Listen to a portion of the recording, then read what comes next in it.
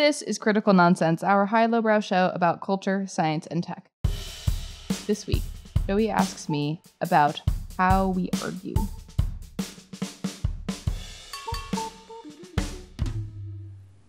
Woo! Dos.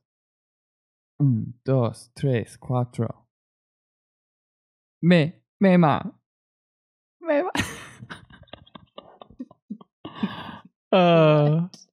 I just have a little tango in my heart today, maybe a little flamenco. This is what a Joey sounds like. The lack of musical talent cannot be an impediment to the flamenco escaping my soul. And this is what an executive producer and Agua Jess Vander sounds like. Hi, this is Jess.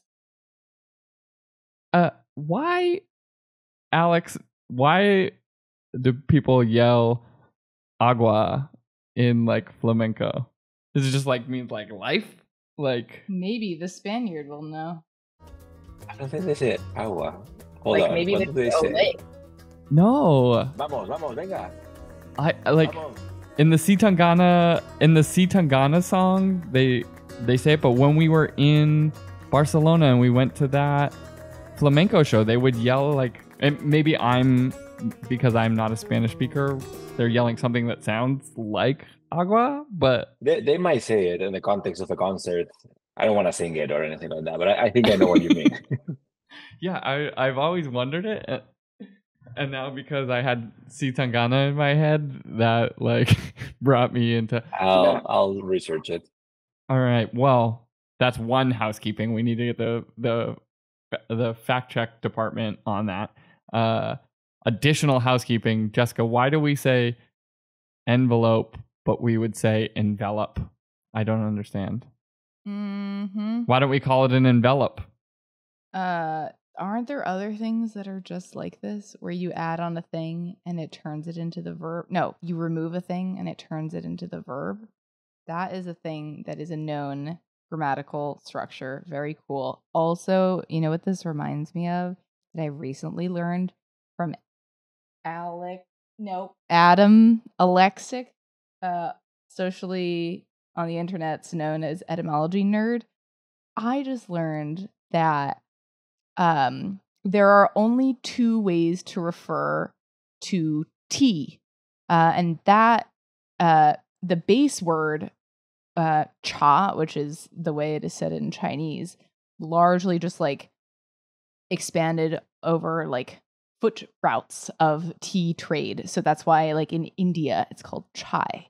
It's just like an evolution of cha. But there's this one specific region that is on like the southeastern coast of the Asian continent, wherein dialectically they refer to tea as te. And because that was the source of the trading route from the Dutch East India Trading Company, anywhere the Dutch East India Trading Company went, they called it tea, and that is how we basically have only two words for tea. Isn't that the craziest, coolest thing? Yeah, very cool. Minus the like conquering and colonialism and all that. Is it just like in Canto you would say te versus cha in like Mandarin or Shanghainese, like other trading ports? You don't know? Future fact check. That is a great question for someone less plague-filled than I. Just as a spoiler to everyone listening, I'm currently encumbered by the coronavirus, which still exists, just in case you were wondering. And so I am calling in from home, where I am festering alone. And sorry if my fever chatter is weird. That's all I'll say. Important question, Jess. Are you aware of like which update patch you're on? You're on SARS-CoV 2.467 or which do you know at this point what number system we're at? Which variant I am experiencing presently? That's a great question for someone with more brain powers than I have at present. We have just given ourselves a lot of things to find out in the fact check department, which I'm list. sure we'll hit all of them. Nothing goes Nothing goes unfact checked here ever. Anyways, That is uh, true. Jessica. Yes. That's how my little sister speaks to my other sister, Jessica. Everything is Yeah. like up at the end. I get that too. Jillian, if you're listening, you know who you are. I wanted to talk to you about something that this is, for your virus-addled brain currently, Perfect. like I thought could be nice. I encountered this mental model. Apparently, it comes from a book called Why Are We Yelling by Buster Benson. Great name. Great name. The Art of Productive Disagreement. And I don't know. It struck me, and it's one of those things that feels inherently true without necessarily, like, I don't know that this is true, but I know it's true type of thing. And the idea sort of distilled was like, whenever you're like in a disagreement with somebody, if you're having a fight or an argument, whether professionally, personally, whatever, like it's valuable to take a step back and understand both where you're coming from and where you think the other person is coming from across these three things. Are you arguing over what's factual or what's true, what matters or what works? And in the way that they talked about it was, I think from a clip from the book, is the three realms are anxiety about what is true, the head realm of information and science, anxiety about what is meaningful, the heart realm of preferences and values, and anxiety about what is useful, the hands realm of practicality and planning. So like head, heart, hands, like what are you doing in an argument? And what I think is interesting about this is that we often think about professional world and like sort of exclude the heart realm, like it's work, it's logical, like you just do this type of thing. But I don't think that that's how human beings operate. And so I wanted to ask you, how should we be arguing? Wow, beats me. But this is an interesting construct. So it's true versus matters versus works. Can we ask some clarifying questions before we go further?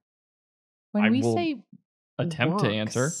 When we say works, what is an example of such a, like, does it get into some of these examples so that we can, like, the factual, get it, matters, get it, works, what does that mean?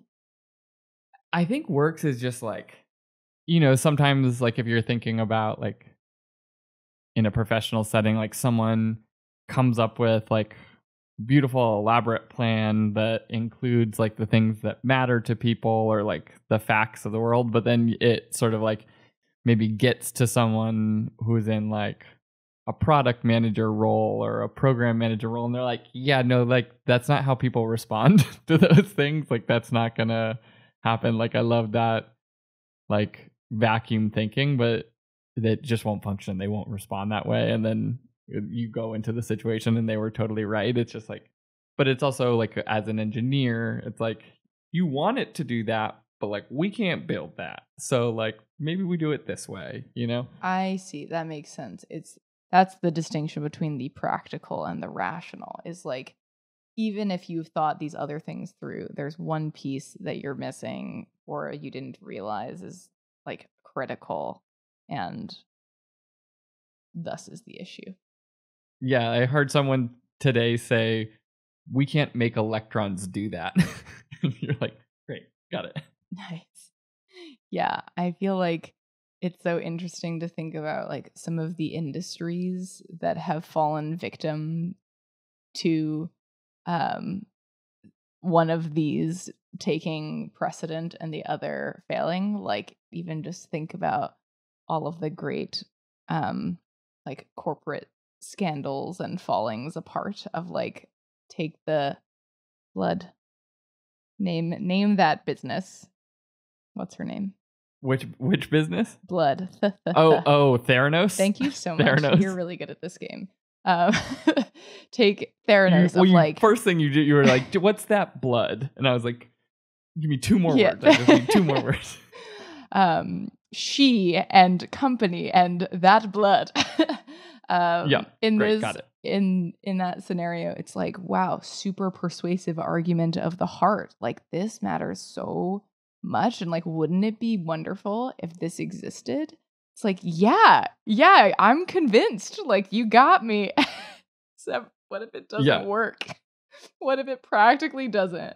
I just remembered where that "we can't make electrons do that" thing was from. I saw a video that was captioned and was like auto playing on like my second monitor, and I like looked over and it said "we can't make electrons do it," so I played it back, and it was like a young Steve Jobs saying like the big mistake he made at Apple in the early days was thinking that having a great idea was like 90% of the challenge, and what he realized was like the practical like was so much more important. Like having a great idea, like going from that into like making a beautiful like product, or like, you know, like that takes so much more to do it. And like that's the component of like, yeah, that is fucking cool. And then like, okay, how do we make it?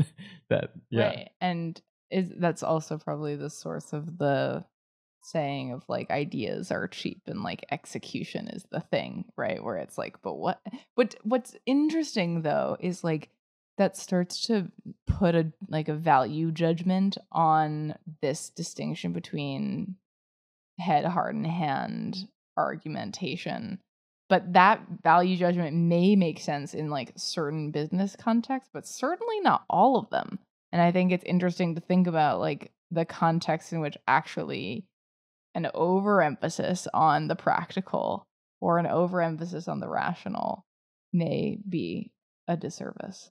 Well, yeah, I think like all of these things matter within the context of business, right? Like the heart component is you have any business is a aggregation of a bunch of people who have hearts. Like and so like the more that one's heart is invested in a thing, the like better the outcomes are. And maybe from like you could argue is a practical component of like working with human beings. But I think when you're thinking about like innovation or whatever it is, like all 3 of those components work, right? Like the heart often is the thing that is like driving you towards something better, even when it is like not currently like practical, or you don't have like the science or logic to be able to create it yet. It is sort of like that. It's like dragging you in a direction. If you're only like operating within that like hands zone, then you have the tools that exist and that's it. Like no new set of tools come in. So like all components matter, but it is interesting to think about like particularly once you are doing a thing beyond just with yourself, like where this kind of question of like arguments come in, like you need all 3, and teams are more effective than individuals. And so like being able to determine, and like I don't know, like I have never done this before, like are we having a logical argument, or are we having an emotional argument, or are we having a practical, like I've never said that, and maybe I've sort of intuited it from interactions, but like Yeah. should we be asking that type of question? Like there were these 2 economists that talked about like when they fight, they're a married couple, and one of them was just like they've agreed with each other that it is okay to say, are you hungry, if they are getting in an argument, because they know that so many arguments are borne out from the data based on people just being hungry. So like they're like, yeah, it may piss you off if I ask this, but I'm going to say this, you know? Yeah. Right. Or tired, or those things where Yeah. it's like probably the truth is like probably it is a real feeling way aggravated by some other outside factor. And the reason it's annoying to hear something like that is like, well, actually, though, the source material is valid and important, or what, whatever. It's like real. The amount of outrage I may be experiencing at present is not necessarily commensurate. That doesn't mean it's not real. Yeah. I think that's what is interesting is like when you start to try to decide.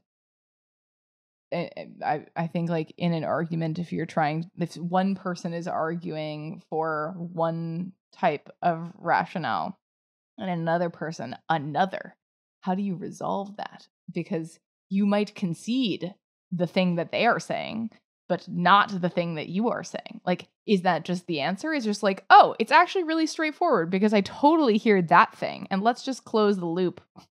To use the business terminology, it's like, let's close the loop on that. That I can totally 1000% agree to, and let's just simmer in our alignment for a minute. Like, is that like feels like the solution is just to start with where, so long as it's on the lines of the thing that you agree with. Maybe just start there. I mean, I think what's interesting is like potentially trying to, in those moments where we're having disagreements, because by the way, like I think disagreements or arguments are like often portrayed as negative, but like if you sort of take a step back, we would all agree that it is like a component of like a constructive creative process, right? And so that moment of saying like we're arguing about this thing, like is that the thing we should be arguing about, or why are we arguing about it? Because sometimes I think we could get in a disagreement, like you and I, Jess, about whatever, and I could think that you are arguing from a different place, right? So like even building up that thing of like, are you thinking about this because it's important to you, or are you thinking about this because it matters to what we're doing? Because I think also we sometimes in that creative process, sometimes we can get distracted along the way. So like in that like that sort of practical zone of like the hands, that like I haven't read this book. Maybe I should read this book of Why Are We Yelling, again by Buster Benson. But like it says like leap towards what's useful if you're having an argument about like the hands zone, right? Like you know, if we're talking about something that doesn't sit in that, like just like figure out what's useful and like go do something, versus, you know, orient towards what's meaningful or look for what's true, right? And so just if I think you're in a heart place but you're actually in a hands place, like being able to like talk about that out loud of like, no, I'm emotionally elevated, but it's actually still just about like what's practical. And so like there is some merit in like aligning with other people on like, why are we arguing about this? Like not as a means of diminishing it, but as a means of like connecting with the other person. It's like, help me understand more where the source of this feeling is coming from for you, because the subject seems to be clear, but what about that is particularly frustrating? Yeah, I mean, that's where probably 90% of most arguments come from, is you think you know and you disagree because you on the subject that you are thinking of, maybe you are thinking of a practical matter. It's like, well, practically speaking, this is not reasonable. I don't think that's reasonable. So it's pretty hard for me to hear you out. And it's like, yes, but consider this hard matter. Like, I guess that's fair. I think I'm like realizing as we're talking through this, right? Like it's a new idea that I've encountered, which has like made me excited about it. What's interesting is I think with my wife, I'm either like, of course we all sit in all three, but I think sometimes when we're like missing each other in a disagreement, like I'm either in the head space or the hand space. And she would tell you that she is like always in the headspace type of thing. But I think that like she actually exists in the emotional space more when we're having disagreements, even though I think she would like take umbrage with that idea. Like, you know, right. Where you think you stand versus like also in the moment of argumentation, you might be like, well, this is absolutely a rational matter. Yeah. Simply, that did not happen that way that you said. Yeah. Or you seem to be reacting or whatever. That totally. I think there's another element of like, is there a PEMDAS? Is there like an order of operations thing? Because something that I also have experienced personally is like, to my mind, it is very, very challenging to discuss matters of the head or the hands unless you have resolved first the matter of the heart, because listening is very difficult. If you're like, but what about the thing that is most important? Like, what about, like, am I not important? Is like you, or is like 9 times out of 10. It's like, it's like, is this not right? And like, because that just gets this like first priority, at least. And I don't know if you would agree with this, but like, I think that is my belief, is like, that does have to be, that does take precedent. And it makes it really challenging to move forward. It's like, well, that's fair, but have you heard about this? Heard about this? Yeah, I mean, it's interesting to think. So like, I'm an emotional person, right? Like, I sort of wear that out, but I'm realizing that I think my like, and I do think it's valuable to frame this in disagreement as opposed to argument. Just like when your opinions are not matching with someone you're trying to work on something with. I think the reasons I disagree with people tend less to be about like the what is meaningful and more about like what is true or what is practical. Like, because I think I'm happy, like if you tell me like something matters to you, I'm like, okay, that matters to you. Like, I'll meet you there, right? Like, I'm like very happy to like align. If you say like that's, I'm like, great. Like, that matters to you. Like, let's start with that assumption. But then it's like, but that's not true, or like and so amazing. Let's just like celebrate that matters. And by the way, that other thing you can't make electrons do that. You can't make electrons do that. Yeah, I mean, it also ties to the question of like, you can't just frame something as a feeling that is not a feeling. Like, it's an interesting construct in conflict resolution universes, where it's like, it should really be a feeling when you say that. You can't like sneak in a factual sort of accusation inside of a feeling. Yeah. Because it's like, oh, that's so sneaky. You surreptitiously enveloped that that fact in feeling language, but I'm no dummy. I think it's funny that we have these phrases too that sort of align with it. Like, if we say like the math isn't mathing, I think it fits in that hands zone of like, like those things, like it doesn't add up to that. Like, like cost, like profit before like tax or whatever is like, it works like this. Like, those, you can't make the numbers do a different thing. Like, we can't do that. Or you like in the heart zone, you would say like your feelings aren't facts, or like you can't make electrons do that, whatever. Like, it's funny that we are sort of, I think, potentially cognizant of them. Like, what the larger issue is like not recognizing that you can be having like two fully different arguments in the moment. We might say like we're missing each other, and like in this case is just like, what lane are you standing in? And so like you're yelling across a void, but like the person is in like the next lane over, in so the you're other just next talking void over. to air. Yeah, it's like, I'm so sorry. What? Can you not hear me from in this void? Oh no. Meanwhile, several voids over. Yeah. Hello. Is anybody here?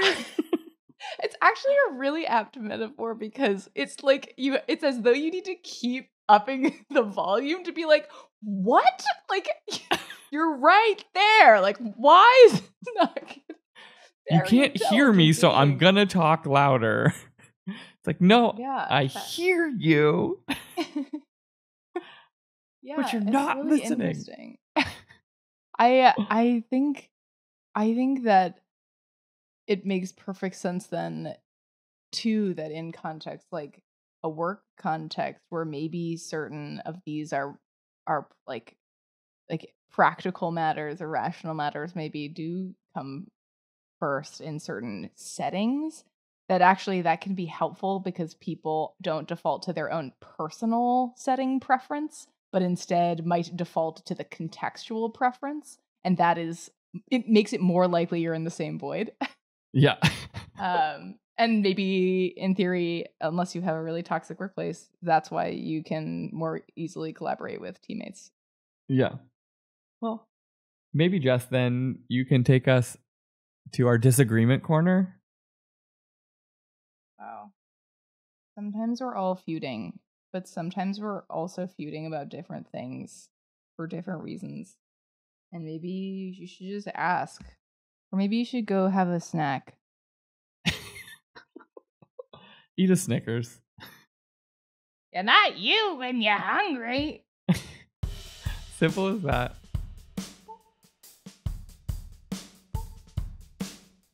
Critical Nonsense is a Sylvain production. Brought to you by what really matters. The toaster. The toast. What? Gosh, it's hard. As always, we'd like to thank our executive producer and toaster strudel, Jess Vander. Thank you so much. We'd also like to thank sound engineer and the head to our hearts, Alex Contel. That's a band, right? Nailed it. The head and the heart, yeah. We'd like to thank our programming coordinator and man holding fist up in the air and yelling at Cloud in a what is true type of argument, Les Jacobs. Thanks to our production crew. Without them, we'd lose our heads. Sorry, Gilbert and Norma. As always, thanks, Ellen. Thanks. Special thanks to The Pains of Being Pure at Heart. Oh, man. Wow. Different band. But great phrase. Great. Really nice. A lovely little phrase. We'll have a whole episode where we just come up with band names. Ooh. Ooh. We had a list when Meredith, myself, and 3 other people lived in this apartment together. We had just like a sheet of like the sticky whiteboard that you could put up on the wall. And we had just an ongoing list for a year of band names that we put up there. But the thing that all of these band names, at least of that group of people, had in common were just like weird sounding like combinations of phrases. And so there was like one called One Too Few of Tubes. There was one called... They're all like Sally sells seashells by the seashore, like tongue twister type. I think that, like Toothpaste Capades was one of them. Like, wow. I don't know, like... But One Too Few of Tubes was just like... Also, I like to think about the genre of the band. It's like One Too Few of Tubes, you know, that's gonna be something grungy. It's math rock, maybe. Or the tubes are involved, so you know. Like, you need them. There's a One Too Few of Tubes. Well, we did it. Cool, thanks bands. For thinking about that. We'll see you next time on the Hopefully Jess returns with both halves of her brain and we'll do a little jig. Stay tuned. Thanks. Stay tuned. One too few of tubes. Love you, mean it, bye. One too few. 5 tubes. I needed 5. Okay.